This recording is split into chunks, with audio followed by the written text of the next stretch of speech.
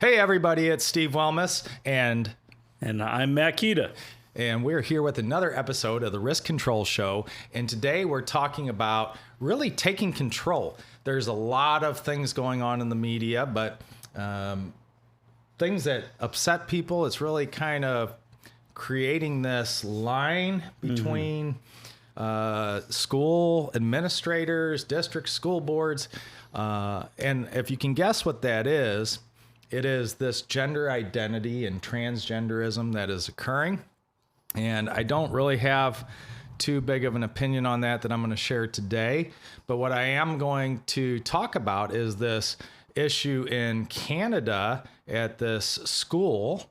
And that was the... Yes, exactly. The Oakville Trafalgar High School. And yes. Basically, it appears that we have a man who is transitioning to a woman, right, and is choosing to wear, I would say, provocative attire. Would you agree with that description? I would say inappropriate dress for a school environment. Right. I just accidentally hit the school dress. Oh, we're getting ahead of ourselves here. Sorry. I meant to give a warning on this. Okay. So some of you may find this offensive, and I understand. And with that being said, we do need to talk about this because it is much bigger than transgenderism. It is much bigger than gender identity and all the sexual harassment stuff. We teach that all the time. I do believe in free speech. I do believe in a lot of the ability to express ourselves and all that kind of stuff. So that's not really the issue here. The issue is a risk management issue. Yes. It's a safety issue. It's a human resource issue. And I think the response from the school, again, just kind of looking at it, is, where are you putting your emphasis when it comes to education, when it comes to the other risk management factors that we have to really deal with. Right. And so, you read up a little bit about it. And so just kind of recap this before we jump into the pictures. Okay. So the teacher, as I mentioned earlier, decided to transition from a man to a woman. Now, she originally was hired as a man. I believe she actually was a man in her job capacity as recently as last year. Yes. So the district site listed both of this individual's names as the shop teachers or woodworking teachers.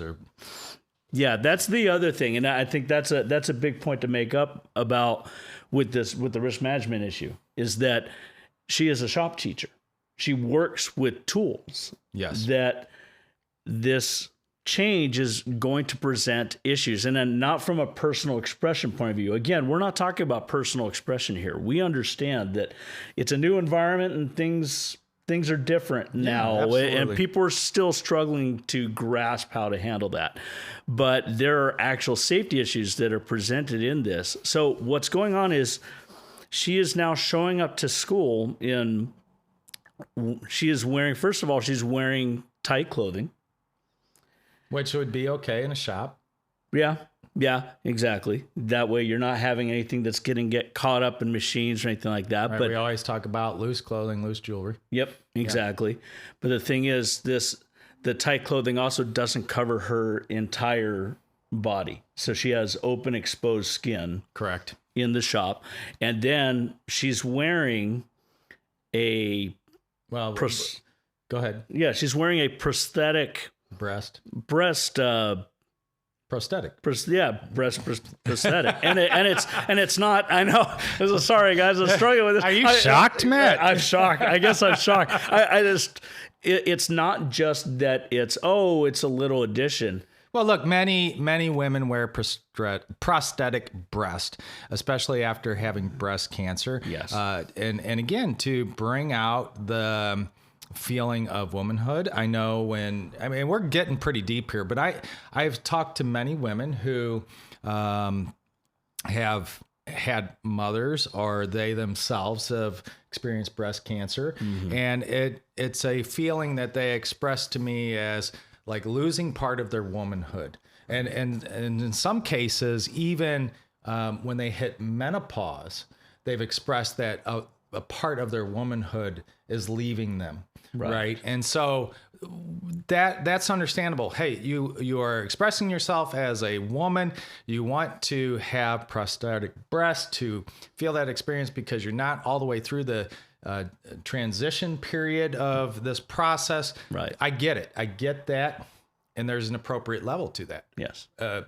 There's an appropriate level if you're in a religious program, if you're in a school, if you're in general industry, if you're, if you're selling pharmaceuticals, there's a dress code.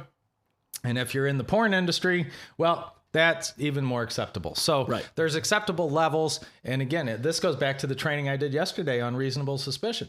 What is a reasonable person standard? What is a reasonable woman standard under sexual harassment? But what is reasonable, it comes down to the environment, the situational awareness on this as well. So we're talking about a school, and actually, I think you summed it up pretty well. We have a teacher who has been teaching shop, wants to transition, and now is coming to class.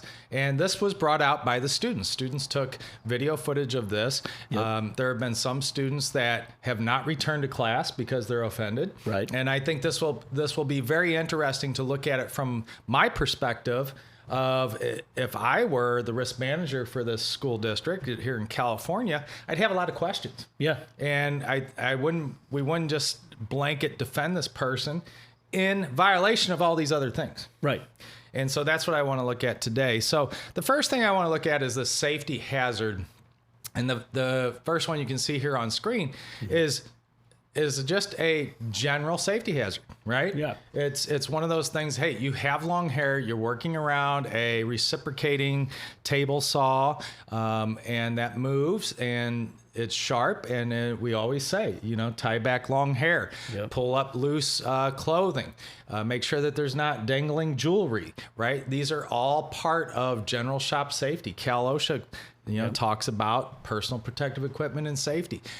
You can't see it in this particular image, but if you watch the videos, you can see the individual is not wearing safety glasses. That's a problem, right? So there's a few things there. I want to move on to a couple more of the safety hazards that you may see here. Again, I indicated the long hair. Matt, you agree with that one, right? Yeah, it needs to be tied back. Just on the dress itself, we can see here that the individual is not wearing long pants.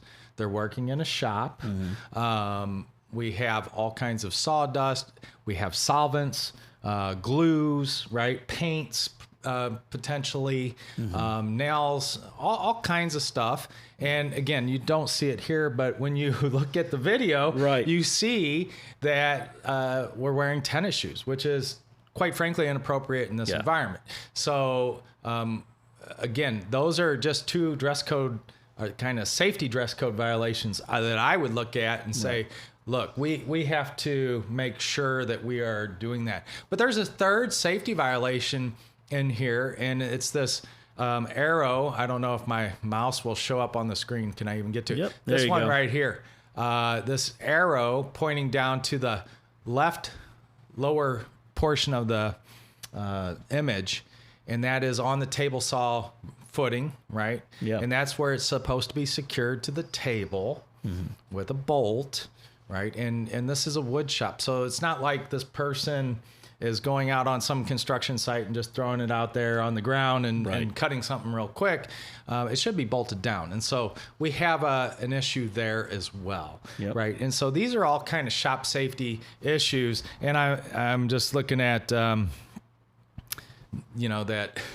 thanks, Joan. I was looking at some of our social media comments here, where is the risk manager on this? That's right, Sergio. Where is the risk manager of this school? We need to be looking at this. Thanks, Sergio. So the point being is basically that we have some of these dress code violations in shop and safety. But then you might say, well, what were the kids really looking at here, and what were the parents exposed to are outraged by, because they didn't really catch on. There's been no discussion of the safety topics. Right, exactly. They're not talking about that. Yeah. And so here comes some of those graphic images, folks. They're not real graphic. But it's fair to give a trigger warning. Yeah, we're going to give a trigger warning because case. we've been warned about giving trigger warnings before. Yeah. But and I don't want to lose any of you viewers. But again, I understand your sensibilities. So whatever you need to do there, but it is nothing like you would see even on primetime commercials. Right. It's just one of these things. So kind of looking at this inappropriate dress code is here we see. This Kyla Lemieux, I believe, is her name. That's correct. Yep. Yeah. And we see the prosthetic. Why am I having so much trouble with that word today? Prosthetic breast. And again, understand that prosthetic breasts are not implants. These have not been tucked under the skin. They are inserted into a bra or some other type of. They're worn. Yeah, very good. That's a good way to say it. Yeah. But also we see here very large nipples, and they are exaggerated, I would say. Oh, yeah. Yeah. There's nothing about the entire prosthetic that really isn't. Yeah. It isn't. Susan's going to town here. Look at this. This teacher's outrageous. Yes, Susan, there many people agree with you, right? Yep. Okay. And, very good. This is a good question, right? Yes. Principal Maria, thank you.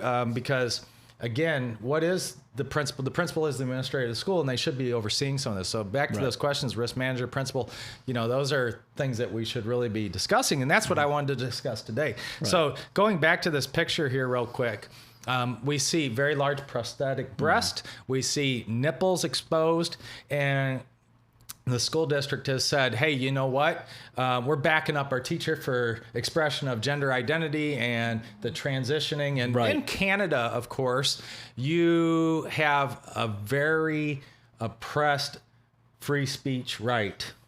Okay. So if you misgender someone, you can be penalized. You can be in real serious trouble with the law. We've seen that with some of the cases with the father and the student who then wanted to transition, and the father didn't want that for their daughter, and so on and so forth. And now he is, on house arrest, I believe is what it's called. Right. So anyway, take a look at that, and we get down here into the dress code. And so I went to this site just before we came on, and I went right up there to the students. Let me see here. Student Services, I believe, and and I was able to pull down the current dress code. And so I want to show you that. I just pulled this down as of today, right before we started this. Yes. So this is, you can grab it yourself there, and you can see, and this again is in Ontario. And so I wanted to hit the highlights of this dress code. Right. Okay. All right. That they say they can do nothing about. Right. Now, you have a dress code for students. What was not available was the dress code for teachers. Yes. But I would think that teachers are under an extremely similar dress code. I would imagine so. I've never worked at a company that didn't have a fairly appropriate and laid out dress code for whatever environment was within that company. Right. And I would argue that a school doesn't really seem to fit with what I would expect a dress code for a teacher to be in a school. Especially in shop class. Yeah. Okay. Hey, gym class? All right, one thing. Right. Okay, so let's look at the important parts here, and I highlighted them for you. Okay. Number one, dress codes must avoid using language that reinforces stereotypes. Now, when we talk about language, body language, spoken language, written language, there's a lot of language. Now, do you think that exaggerated nipple and exaggerated prosthetics is leaning into a stereotype of some sort? Oh, absolutely. It's really, like you mentioned before, when a man is looking to transition to become a woman, Or perhaps in the situation you mentioned, a woman has breast cancer and they want to feel more like a woman again because they feel like they lost that.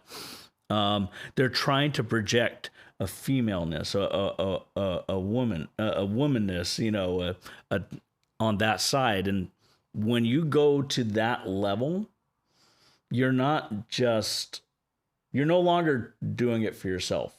You're projecting an image for a reason to others around you. Like, it's not enough that I feel like a woman, but everybody else.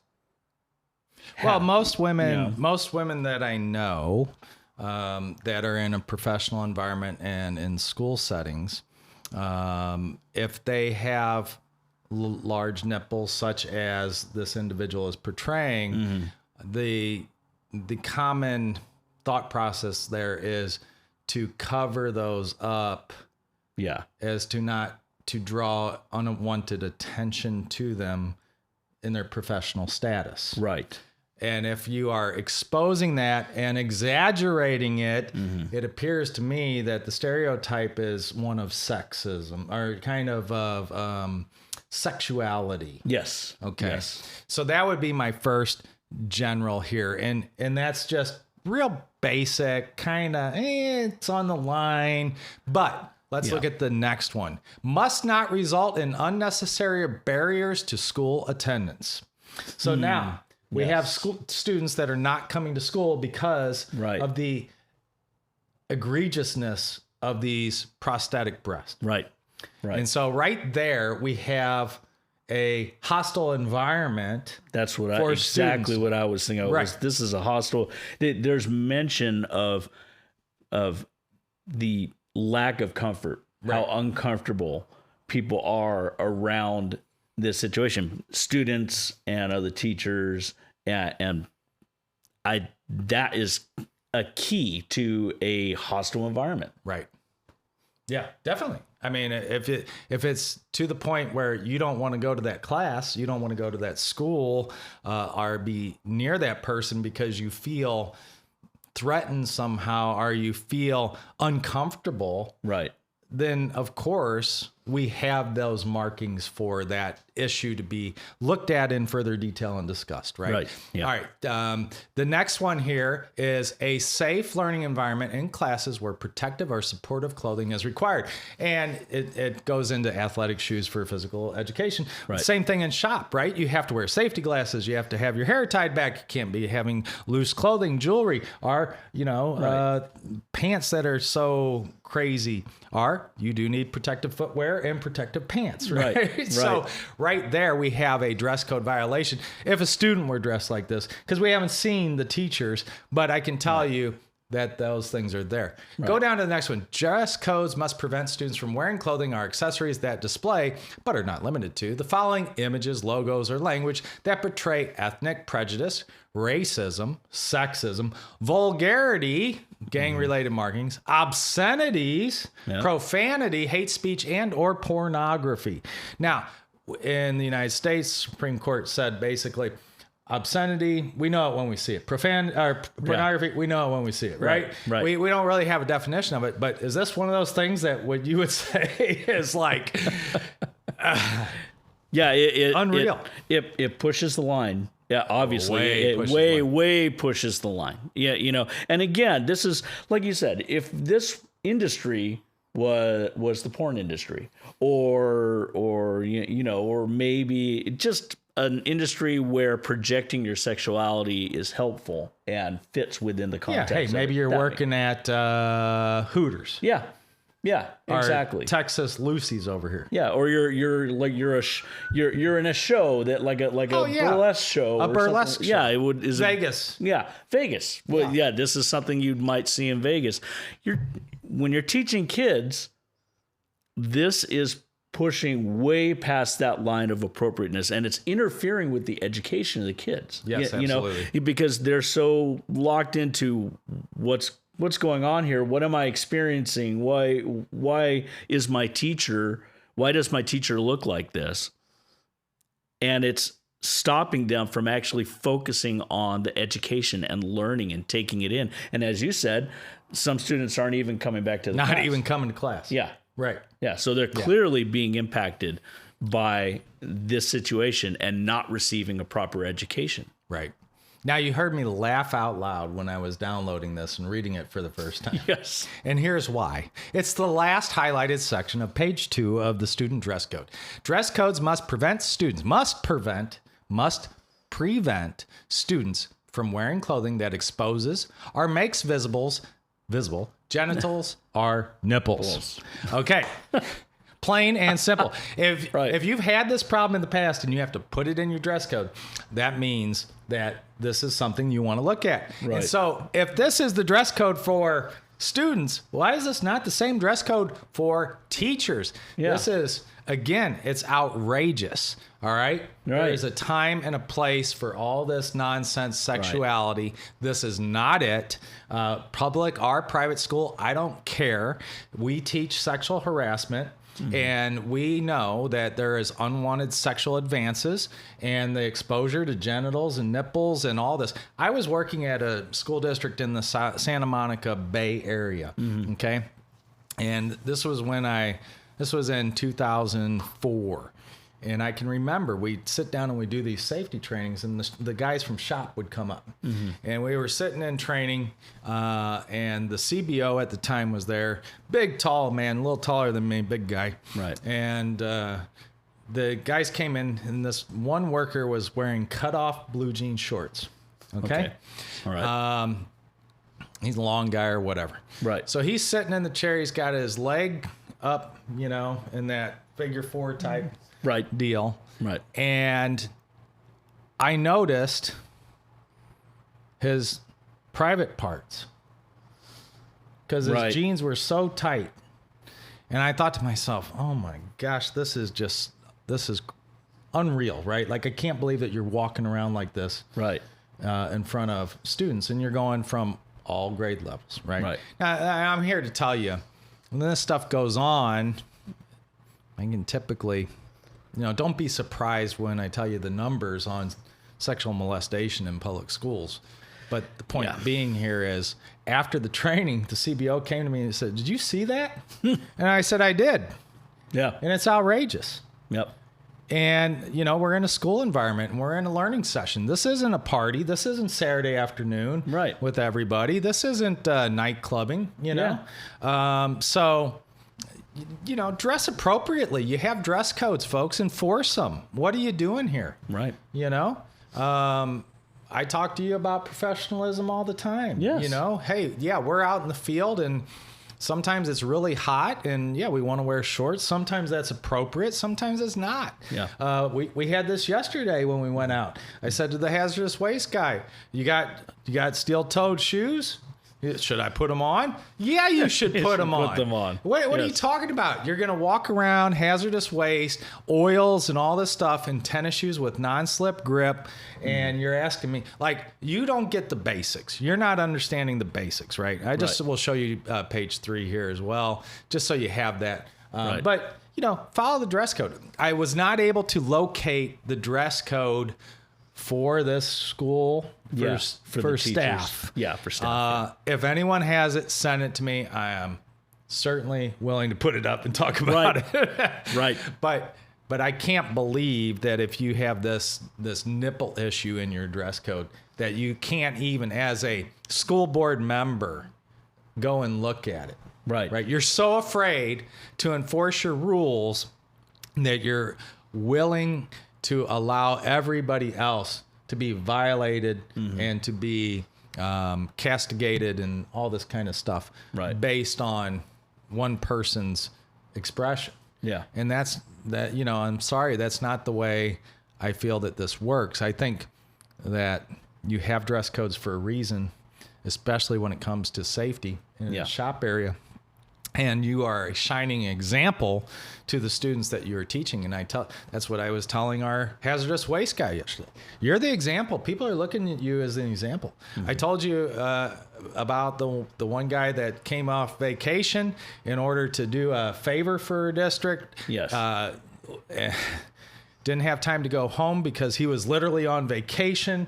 He said he'd do it, comes in flip-flops, and persona non grata. no longer working there. Right. Because you're telling the people that you train that it's okay and safe to be dressed like this in this environment. And again, I'm not talking about the transgender issue. I'm talking about the morality issue. I'm talking about the dress code issue that is set up for a school environment.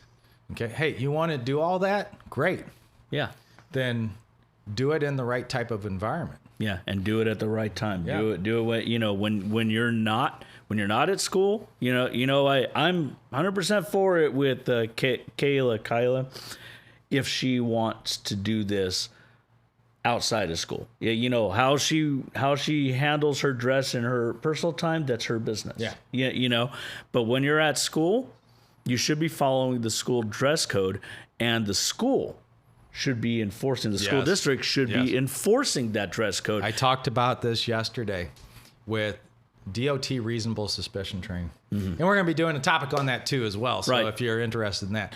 But they said, well, we were doing role playing, and they said, oh, I noticed that your work's been lagging a little bit. And I said, okay, so what's your documentation to show that, to back that statement up? Right. You have to document things. Yes. And you have to enforce the rules. Yeah. And so let me ask this. If it is so bad for students to make their nipples visible, what's so bad about it? Right. I mean, why do you have that in a dress code? You're obviously trying to prevent some adverse reaction. Yes. What is it? Yes. And so if a teacher is making their nipples visible, right. what is the... Why? Why is it not okay for students? Right. It's a double standard. It's a double standard. Yeah. No. What are you trying to protect students from by enforcing this dress code, but not protect your staff from by enforcing this dress code? Now, many of you may agree or disagree. I'd love to hear your comments. Put them in the YouTube channel. Remember, we got the YouTube channel. If you're watching this on one of our articles, you can see our YouTube channel. We got a bunch of new stuff coming out all the time. Matt and I are constantly working on that. Right. You got anything else on this, Matt, that you want to say? No, just want to say that, again, that we are 100% for someone who wants to express themselves. That's fine. That's not the issue. This is a risk management issue.